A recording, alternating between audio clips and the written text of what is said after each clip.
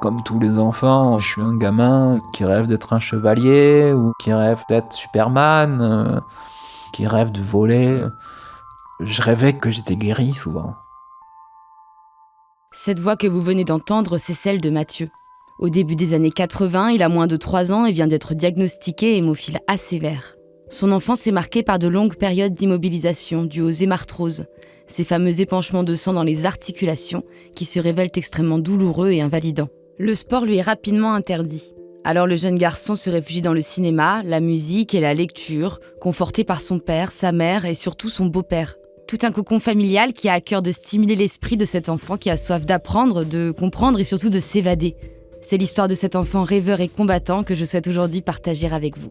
Je suis Charline de La Fontaine et vous écoutez Singularité, un podcast de la communauté Voix des patients qui donne la parole aux personnes vivant avec l'hémophilie ainsi qu'à leurs proches. Cette maladie hémorragique héréditaire touche près de 7000 personnes en France. Des personnes qui, contrairement à une idée reçue, ne saignent pas plus abondamment que la normale, mais plus longtemps. Et nous avons voulu justement donner la parole à celles et ceux qui, de près comme de loin, sont touchés par cette maladie qui demeure encore méconnue du grand public.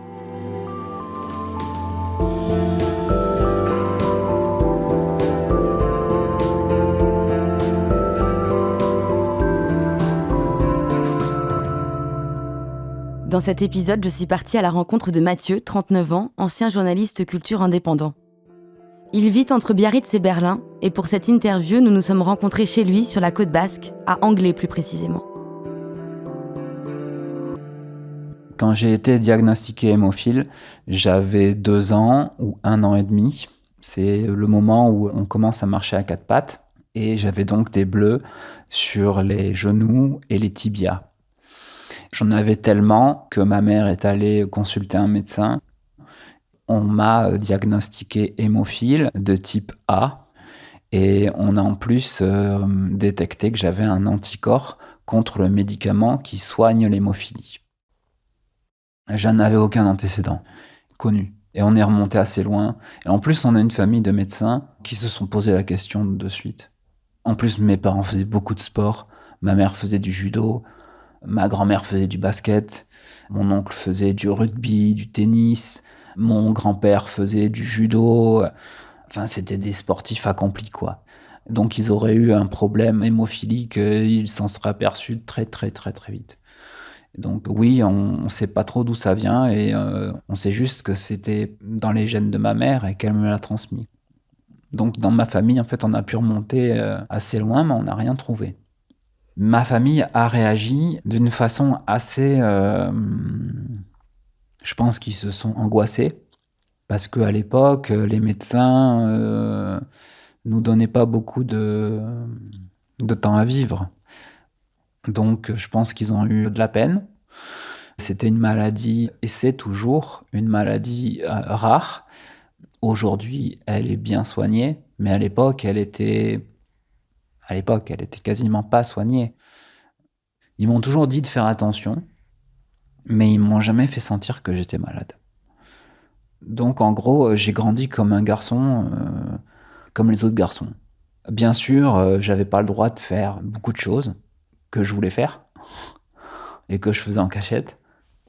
Faire du vélo, faire du ballon, faire du foot, sauter, courir, marcher à 4 pattes, sauter du lit, tous les trucs que les gosses veulent faire parce que c'est super marrant. Jouer avec mon épée, jouer avec les copains, tout simplement. Jouer avec les copains, avec la balle de tennis, avec la raquette de papa qui est trop grande et qui blesse mon bras. Parce que le manche est trop grand, donc quand je bougeais la raquette, le manche touchait mon bras. Du coup, j'avais un gros bleu au bras. On me demandait où est-ce que je m'étais fait ça. Je disais que c'était avec la raquette et je me faisais engueuler parce que j'avais pas le droit de faire de sport. Tout le sport m'était interdit et c'était tout ce qui m'intéressait à l'époque. Puis quand on est enfant, on se teste. On teste son corps, forcément. Donc on veut courir, on veut voir si on peut sauter les 3 marches de l'escalier, on veut essayer de se rouler par terre pour voir ce que ça fait. Donc oui, j'avais beaucoup de bleus, de problèmes aux chevilles. Ça, c'était le pire. Enfant, je suis souvent immobilisé pendant 1 mois ou 2 à cause d'hémarthrose aux chevilles, la plupart du temps. Et ces marthroses, elles guérissent, mais elles reviennent ensuite très vite. Par exemple, elles reviennent 1 semaine après la guérison. Je dors pas, ça fait trop mal. Je vais à l'hôpital, je vais beaucoup à l'hôpital pour me faire soigner. Je rentre à la maison, j'essaye de jouer avec mes jouets, mais ça fait trop mal d'être par terre. Donc je remonte dans mon lit, je tourne en rond, je me demande ce que je vais faire plus tard, quand je serai grand. Mais je sais que ça va s'arrêter. Je sais qu'à un moment, ça va s'arrêter. Et c'est drôle parce que j'ai toujours pensé que les autres enfants étaient pareils. Je me dis que je me suis fait mal à la cheville, comme un autre enfant s'est fait mal à la cheville. Mais j'ai juste été trop loin dans ce que je faisais. Alors que c'était faux. Comme tous les enfants, je suis un gamin qui rêve d'être un chevalier ou qui rêve d'être Superman, qui rêve de voler. Je rêvais que j'étais guéri souvent. En fait, quand on est dans un lit tout le temps, on cherche des images. On cherche des images parce que, au bout d'un moment, quand vous restez 2 mois dans votre chambre, les seules images que vous avez, c'est les murs qui est autour avec les posters et les gens qui vont et qui viennent. Ma chambre, elle était super cool. Elle était super cool. J'avais une armoire que mes parents m'avaient fabriquée en forme de château fort. Donc, parce que j'adorais les chevaliers. Et je m'aperçois que mon beau-père est très touché par ce qui m'arrive. Et donc, il essaye par tous les moyens de distraire mon esprit. Donc, il me donne des petits livres pour enfants. Et c'est le début des magnétoscopes. Le tout début. Et donc, il va louer plein de cassettes. Et là, il va louer, mais n'importe quoi, hein. Des dessins animés, des films de guerre, des films d'amour, enfin tout ce qui peut être dans la cinémathèque française, quoi. Enfin tout ce qui lui plaît et qui pourrait me plaire aussi.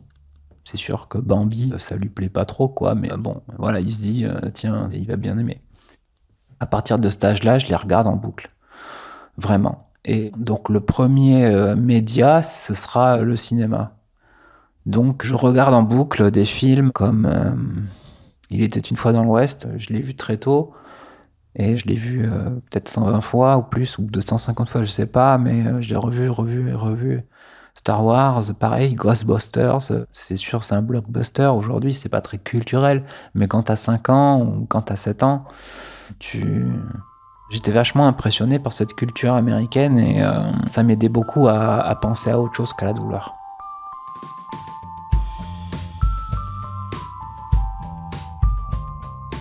Quand je suis enfant, mes livres de chevet, c'est des bandes dessinées. C'est Astérix, c'est Spirou et Fantasio. Ouais, Astérix, Spirou et Fantasio, ça, vraiment, je les ai lus et relus. J'aimais pas Tintin. Gaston Lagaffe. Ça, c'était mon héros, quoi. J'étais un fou de Gaston. C'était un peu l'anti-héros que j'adorais. Ça aussi, c'était des livres qui étaient amenés par mon beau-père. Voilà. Donc ça, c'est quand j'ai, je sais pas, 7, 8 ans. Et après, ça a changé, forcément. Voilà. Alors, j'ai toujours été fan de bande dessinée, donc je relisais toujours Spirou et Fantasio et Gaston, etc. Et donc là, j'ai commencé à lire tout ce qui passait, quoi.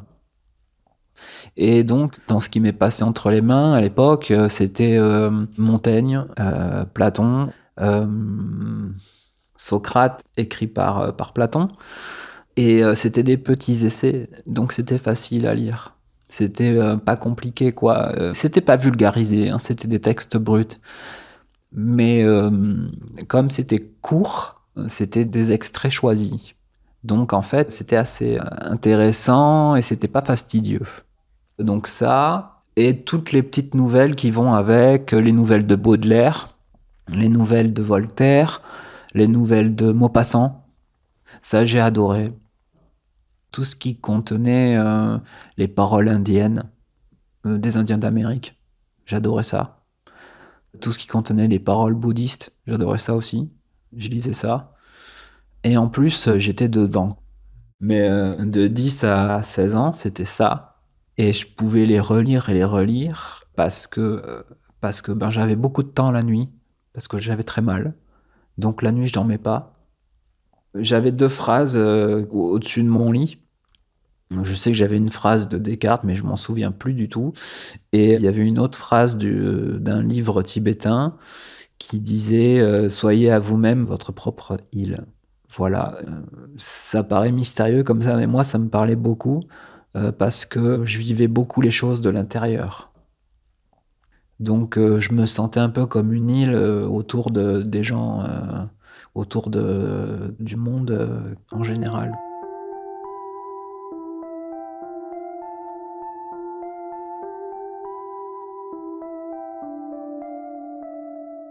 Et pour vous évader, faire passer la douleur, il y a aussi la musique. Là encore, vous en faites l'apprentissage très tôt. Comment vous l'expliquez?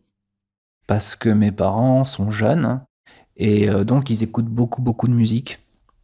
Alors les musiques qui sont antidouleurs, ça dépend de votre état d'esprit.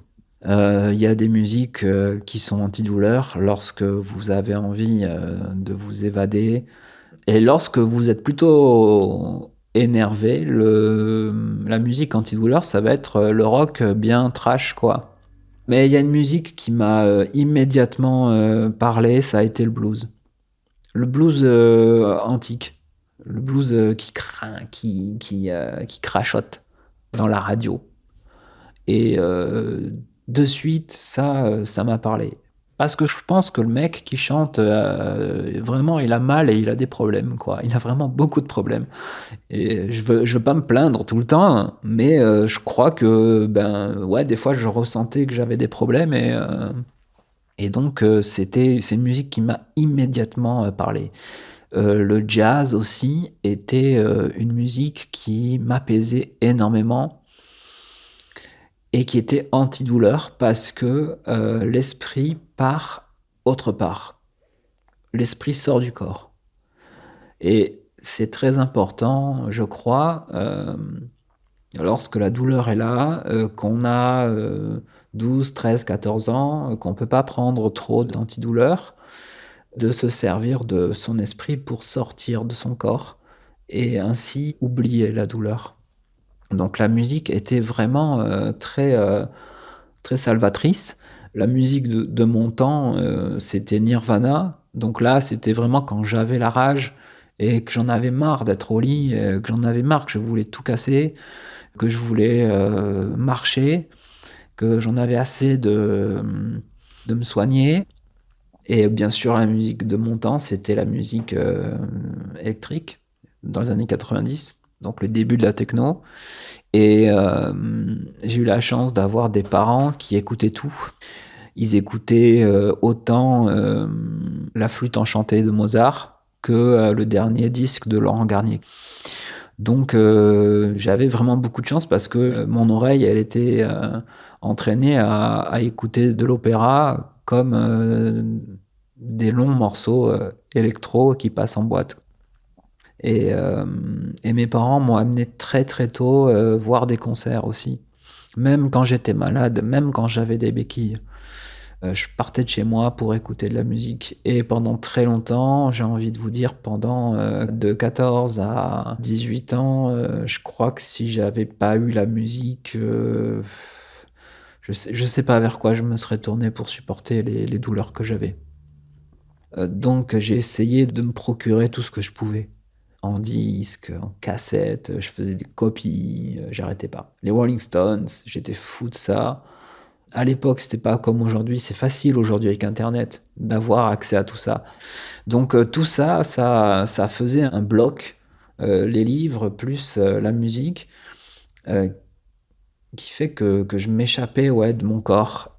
Quand on est immobilisé, et c'est très étrange, quand vous êtes immobilisé contre votre gré, vous avez envie de vous exprimer à un moment ou à un autre. Ça peut durer 3, 4 jours comme ça, vous restez immobilisé, tranquille, mais au bout du 6e ou du 7e jour, vous en pouvez plus. Il faut faire quelque chose, il faut écouter quelque chose. Et en gros, le seul vecteur par lequel je pouvais passer pour m'exprimer, c'était de passer un disque. Donc quand j'avais envie de dire merde, je passais un disque des Clash. Et quand j'avais plutôt la guérison qui venait, je passais un disque de Bob Marley. De ma naissance à aujourd'hui, j'ai toujours caché ma maladie. Toujours. J'ai toujours vécu avec un déguisement autour de moi, avec une cape qui m'entoure. J'ai toujours caché. Même quand j'étais gamin, que j'avais mal aux pieds, que je boitais, que tout le monde le voyait, je le cachais. J'ai toujours caché. Et aujourd'hui ? Oui, je le cache encore. Ouais. Et est-ce que c'est facile de le cacher ? Ça dépend des jours. Il y a des jours où je marche plutôt bien, donc ouais, là c'est facile. Il y a des jours où je marche pas très bien, donc là, je dis rien. Je cache, je cache tout le temps. C'est parce que c'est ma nature. C'est comme ça que j'ai grandi et puis vous savez, quand on est petit ou quand on est adolescent ou même quand on n'est pas adolescent, mais quand on va à l'université, on traverse la cour avec les béquilles, puis on n'a pas envie d'expliquer à tout le monde pourquoi on a des béquilles, quoi. On a juste envie de dire je me suis foulé la cheville, laisse-moi tranquille. Professionnellement, j'ai caché. Je cache professionnellement. Quand j'ai commencé à faire du journalisme, c'était vraiment parce que j'aimais ça. J'aimais la radio. J'ai toujours aimé la radio parce que j'ai toujours écouté la radio pour m'endormir, notamment. Et donc, bref, j'étais attiré par la radio pour ça. Et la radio raconte une histoire. Pour moi, la radio, c'est de la narration. C'est vraiment une narration comme un conte. Donc, je me prépare pour travailler dans ce milieu que je connais absolument pas. J'avais aucune relation et j'ai fait un premier stage qui a été concluant. Et ensuite, j'ai fait un second stage. Et dans ce second stage, mon rédacteur en chef m'a demandé d'aller couvrir une manifestation sur les employés de PSA. À l'époque, en 2012, PSA licenciait beaucoup et les manifestations étaient assez violentes. Et donc, je suis allé vers lui et je lui ai dit, écoute, j'ai accepté tous les jobs à l'époque. J'ai accepté tous les reportages qu'il m'a dit de faire, sans broncher, avec le sourire. Sur celui-là, j'ai eu un doute. Je vais le voir, je lui dis est-ce qu'on peut se parler en privé s'il te plaît ? Et avant que je commence ma phrase, il me dit t'es handicapé. Je fais oui, comment tu l'as vu ? Il me dit c'est simple, quand tu te lèves de ta chaise de travail, tu boites un peu. Donc je me suis dit que c'était handicapé. Je dis ouais t'as raison, je suis hémophile, donc la manif PSA, ça m'ennuie de la couvrir parce que j'ai peur qu'il y ait des projectiles, j'ai peur de devoir courir, je peux pas... Donc, est-ce que tu peux m'envoyer ailleurs, s'il te plaît ? Il me dit, il n'y a pas de problème, tu fais un autre sujet. Mais après ce travail-là, ils ont voulu que je dirige la rédac pendant tout l'été. J'ai dû refuser parce que je ne pouvais plus marcher. Et c'est simple, on m'a dit, tu choisis entre le boulot ou bien la marche. Je ne pouvais pas travailler si je ne pouvais pas marcher. Voilà. Donc j'ai arrêté de travailler dans le journalisme radio et je me suis soigné. J'ai soigné mes jambes. Ça a été très très long. Impossible d'évoquer votre parcours sans parler de Berlin. Racontez-moi votre première fois là-bas. J'y suis allé en 97. J'avais 16 ans. C'est mes parents qui m'y amènent parce que mon beau-père a un cousin là-bas. Et on y va en décembre. Et donc, dès que j'ai atterri là-bas, dès que j'ai commencé un peu à marcher dans les rues, j'avais amené ma guitare avec moi, je me rappelle, parce que je savais que ce cousin était musicien. Berlin m'a plu dès que je suis arrivé pour une chose, vraiment, ça je m'y attendais pas, c'est bon, le mois de décembre, il fait très froid, il y a du vent, et c'est une ville où je sens que le froid me fait du bien. Donc là, de suite, je sens le vent, et ce vent-là, il gêne les gens, et moi, il me gêne pas. Il me gêne pas du tout. Et je me promène dans cette ville avec mes parents et je vois que eux ils sont tordus par le froid et moi pas du tout. Au contraire, je laisse le froid rentrer dans mes jambes parce que le vent vient soigner en fait ces articulations qui ont tellement souffert. Et je vois que la ville est complètement détruite. La ville, vraiment à l'époque, la ville était détruite, hein. On voyait vraiment les traces de bombes. On voyait que c'était en chantier, hein, alors que la guerre était passée depuis très longtemps. Et il y a eu un amalgame qui s'est fait dans ma tête. Je me dis, cette ville, elle est cassée, quoi. Elle est cassée, ils l'ont cassée. Et moi, je suis cassé. Ils m'ont cassé. Je me suis cassé et ils m'ont cassé. Et ça m'a rendu très, très en colère. Très, très, très en colère.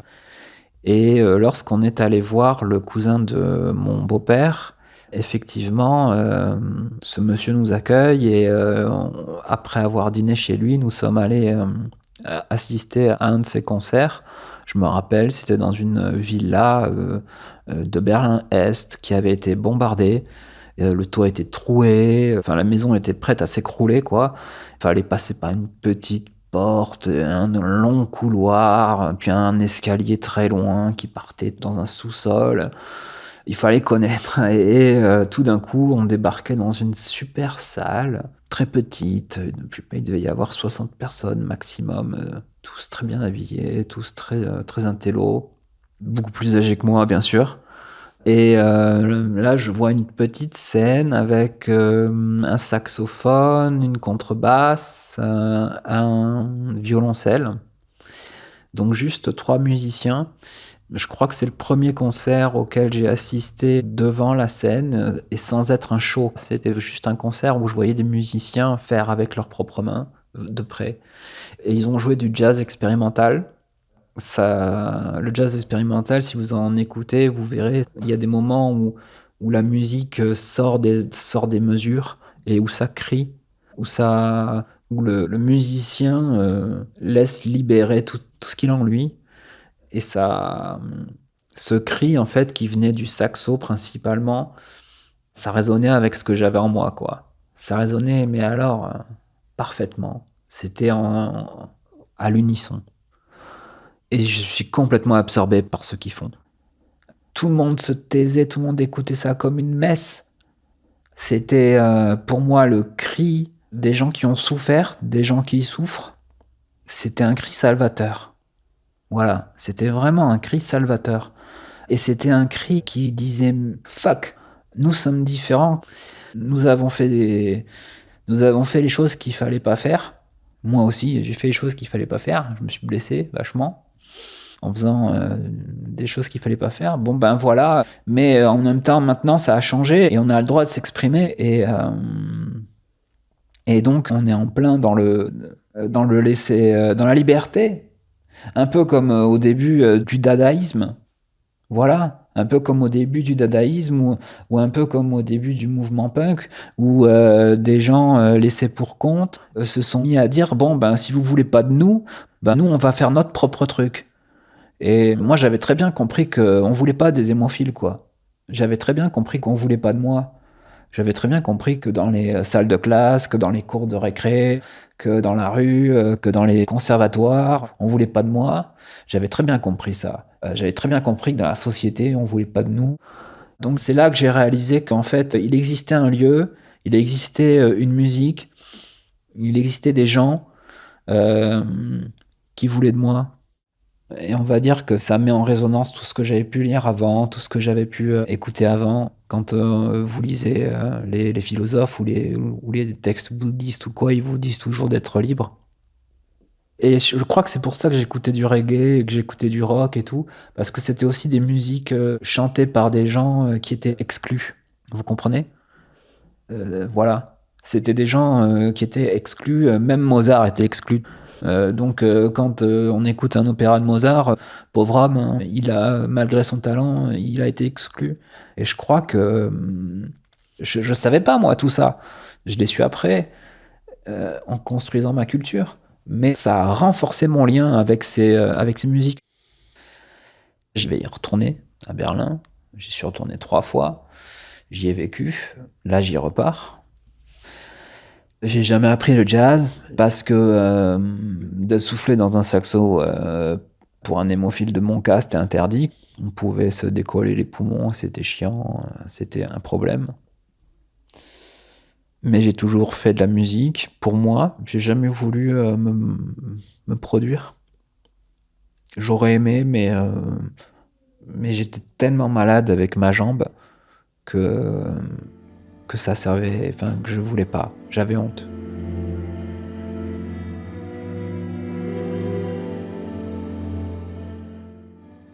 Aujourd'hui, elle est comment votre situation sur le plan de la santé ? Bien meilleur que quand j'avais 32 ans. Aujourd'hui, j'ai 39 ans. À 32 ans, il me fallait une demi-heure à 1 heure pour pouvoir commencer à marcher. Le matin, quand on se réveille, tout est endormi. Tout est coincé. Avant, hein. Aujourd'hui, c'est plus le cas. Mais avant, tout était coincé. C'est horrible. Le premier truc que tu sens le matin, c'est la douleur. Ça, pendant 32 ans, c'était ce que j'ai ressenti. Le premier truc que tu sens quand tu poses ton pied, c'est la douleur. Tu vis avec. Tu vis avec, quoi. C'est plus une surprise. C'est une sorte de discipline de samouraï. Vous comprenez ? C'est une sorte de discipline de samouraï, vous comprenez ? Vous êtes habitué à ce que ça fasse très très mal. Donc il faut déverrouiller les chevilles, il faut déverrouiller le genou. Et ensuite, on peut commencer à aller vers la salle de bain pour prendre sa douche. Et ensuite, on peut commencer à s'habiller, etc. Ensuite, il faut prendre le métro. Et là, c'est encore plus compliqué parce qu'il y a des marches. Et les marches, c'est vraiment dur quand on a mal aux chevilles et aux genoux. Donc, j'étais vraiment très handicapé à cause de ça. Et ça a duré jusqu'à 35 ans. Et aujourd'hui... je vais boiter un petit peu quand je vais me lever. Je pense que vous avez dû le remarquer. Mais c'est 90% de douleur en moins. 90%. C'est 80. Mes chevilles, elles sont quasiment réparées. C'est fou. Mon genou, il se répare d'année en année. Enfin, le corps se répare, quoi. Vraiment. Ça me donne beaucoup d'espoir pour les enfants qui vont arriver. Beaucoup, beaucoup. Beaucoup. Je suis ravi que ces enfants puissent vivre une vie normale. Et j'aimerais bien aussi qu'ils sachent que pendant très longtemps, l'exclusion a fait partie de notre maladie. Aujourd'hui, Mathieu, qu'est-ce qu'on pourrait vous souhaiter pour les années à venir ? De trouver ma voie. Voilà, aujourd'hui c'est ce que je cherche. Je cherche ma voie. Car j'ai perdu le fil pendant 7 ans, où je me suis soigné. C'était 7 ans quand même un peu capital, parce que c'était ma trentaine. Aujourd'hui, je sais pas vers quelle voie me tourner. Et j'ai pas de travail. Donc voilà, si vous voulez me souhaiter quelque chose, trouvez ma voie. Et moi, j'aimerais souhaiter quelque chose par contre. J'aimerais souhaiter que tous les enfants malades puissent trouver la force de guérir.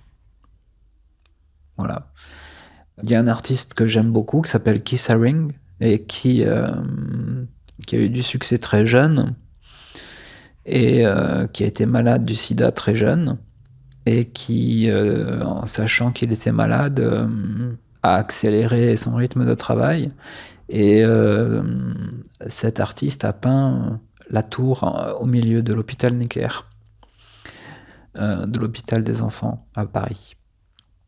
Et donc ce monsieur, il a laissé une trace de joie pour tout le monde, à travers le monde. Donc j'aimerais que les enfants qui souffrent puissent avoir accès au bonheur qu'il y a sur Terre. Des fois qui est invisible, mais qui est là. Voilà. Vous venez d'écouter le premier épisode de Singularité, un podcast de Voix des patients, la plateforme d'accompagnement des personnes atteintes de maladies chroniques et de leurs proches. Vous pouvez retrouver l'ensemble des épisodes sur toutes les plateformes de podcast, Apple Podcasts, Spotify, Deezer, et pensez à vous abonner pour n'en rater aucun.